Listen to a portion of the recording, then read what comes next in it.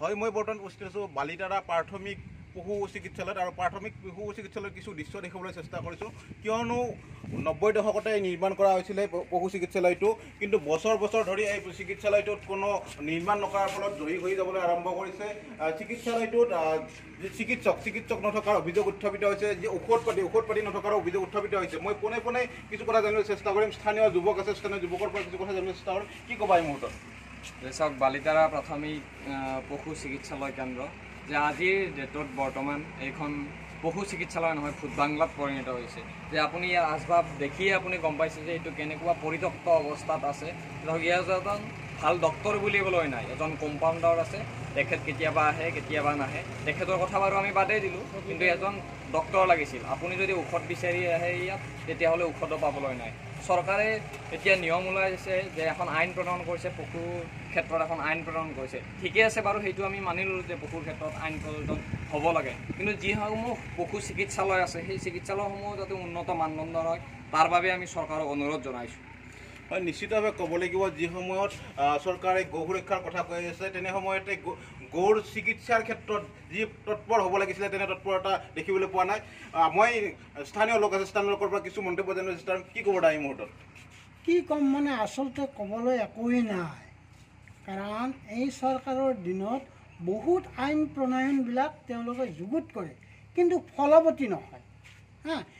এই পশু চিকিৎসালয়খন AGPৰ দিনতে স্থাপন হৈছিল, কিন্তু তাৰ পিছৰ পৰা আজিলৈকে কোনো এজন ডক্তৰ দেখা নাপালোঁ। এজন দিছে কম্পাউণ্ডাৰ, তেওঁ অকলে এই বৃহৎ বালিতাৰাখনক কেনেকৈ সামৰি ল'ব? তেওঁ সামৰি ল'ব নোৱাৰে। সেয়েহে ইয়াত যদি ঔষধ বিচাৰি অহা যায় তেনেহ'লে ঔষধ নাপায়। ঘৰটো ভাঙি চিঙি যাব ধৰিছে, কিন্তু তেওঁলোকৰ কোনো কাণসাৰ নাই যে তাত এটা ঘৰ লাগে, বা এজন চকীদাৰ নাই যে চকীদাৰ এজন লাগে, ডক্তৰ এজন লাগে। কিন্তু তেখেতে নলবাৰীৰ পৰাই অৰ্ডাৰ লৈ ইয়াতে কাম কৰিব লগাত পৰে। এনেহেন কথা এটা। কাৰণ এতিয়া আমি ইয়াতে কৈ থাকিলে কি হ'ব? কিছুমান কথা আমি কওঁ, ৰাইজে কওঁ, ক'ত কওঁ?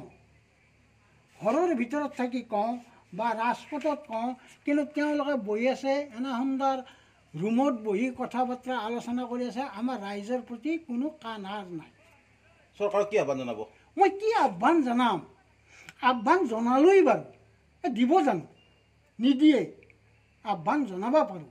মই মাননীয় মুখ্যমন্ত্ৰী মহোদয়ক মই অনুৰোধ কৰি ক'ব পাৰোঁ যে আমাৰ বালিতাৰা পশু চিকিৎসাখন অলপ উন্নত কৰি দিয়াৰ কাৰণে মই তেখেতক আহ্বান জনাব পাৰোঁ। কিন্তু হ'ব নিশ্চিতভাৱে ক'ব লাগিব যে যথেষ্ট ক্ষোভিত হৈ পৰা পৰিলক্ষিত হৈছে, কিয়নো চিকিৎসালয়খন নিৰ্মাণৰ পিছৰে পৰা ইয়াতে কোনো ধৰণৰ চিকিৎসক নিয়োগ কৰা হোৱা নাই। এজন ফাৰ্মাচিষ্টৰ দ্বাৰা এই চিকিৎসালয়খন চলাই থকা হৈছে। স্থানীয় লোক আৰু আছে, মই তেখেতসকলৰ পৰা কিছু মন্তব্য জানিবলৈ বিচাৰিম। কি ক'ব দাদা? কিনো ক'ম আৰু, সেইটো ক'লেই আমাৰ জ্যেষ্ঠজনে ক'লেই গোটেইখিনি গম পায়।